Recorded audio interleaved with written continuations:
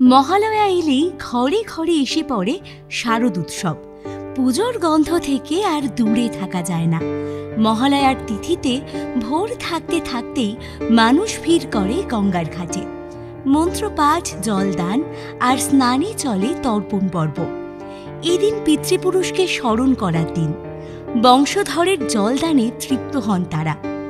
সৌর আশ্বিনের কৃষ্ণপক্ষের নাম মহালয়, আর অমাবস্যা তিথিকে বলা হয় মহালয়া। মহপূজায়াম, মহ উৎসবে। মহা শব্দের মানে পুজো, আর এক অর্থ উৎসব। মহ আলিয়তে অশ্বম ইতি মহালয়া। বিশেষভাবে মহ তথা পূজা এবং উৎসব এই অমাবস্যাকে অবলম্বন করে অনুষ্ঠিত হয় বলেই এটি মহালয়া অমাবস্যা। মহালয়ার পিতৃপক্ষ বা অপরপক্ষ শেষ হয়। পরদিন থেকে শুরু হয় দেবীপক্ষ বা পূর্বপক্ষ। এই পক্ষে স্বর্গত পিতৃপুরুষের উদ্দেশ্যে নিত্য বিশেষ তর্পণ এবং মহালয়া অমাবস্যায় পর্বদিন বিশেষ পার্বণ শ্রাদ্ধ অবশ্য কর্তব্য। তিথি তত্ত্বে বলা হয়েছে মহালয়ে কন্যাগতা পরপক্ষে।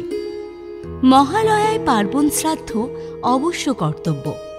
যদি কোনো কারণে না হয় তাহলে দীপান্বিতায় সেটি করতেই হবে। পিতৃপক্ষ এবং দেবী পক্ষের সন্ধিলগ্ন হল মহালয়া। পিতৃপূজার দ্বারাই দেবী পূজার অধিকার অর্জন করতে হবে। পিতৃপুরুষের তৃপ্তির জন্য যে মন্ত্রপুত জল প্রদান করা হয় তাই হল তর্পণ। পঞ্চমহাযজ্ঞের অন্যতম পিতৃযজ্ঞ এই তর্পণের মাধ্যমে সম্পাদিত হয়।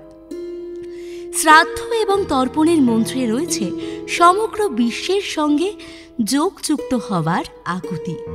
প্রথমেই করা হয় তীর্থ আবাহন।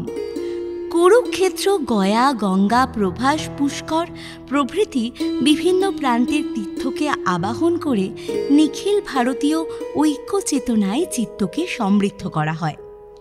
গঙ্গা, যমুনা, গোদাবরী, সরস্বতী, নর্মদা, সিন্ধু, কাবেরী ভারতের পূর্ব, পশ্চিম, উত্তর, দক্ষিণের পুণ্যতোয়া নদীগুলিকে আবাহন করা হয়।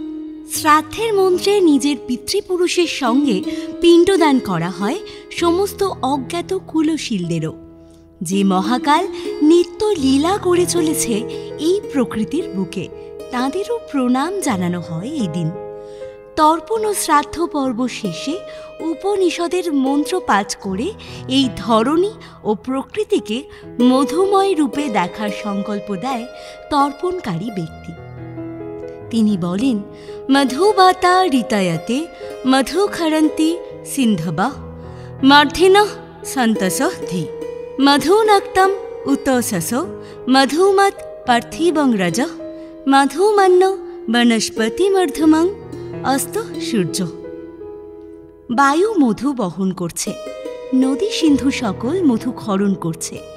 ঔষধি বনস্পতি সকল মধুময় হোক, রাত্রি মধু হোক, উষা মধু হোক, পৃথিবীর ধূলি মধুমত হোক, সূর্য মধুমান হোক।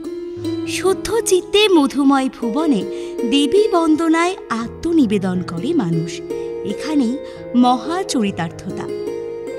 এরকমই আরও অনেক ভিডিওস দেখার জন্য নজর রাখুন আমাদের চ্যানেলে ও পাশে থাকা বেল আইকনটি ক্লিক করতে ভুলবেন না।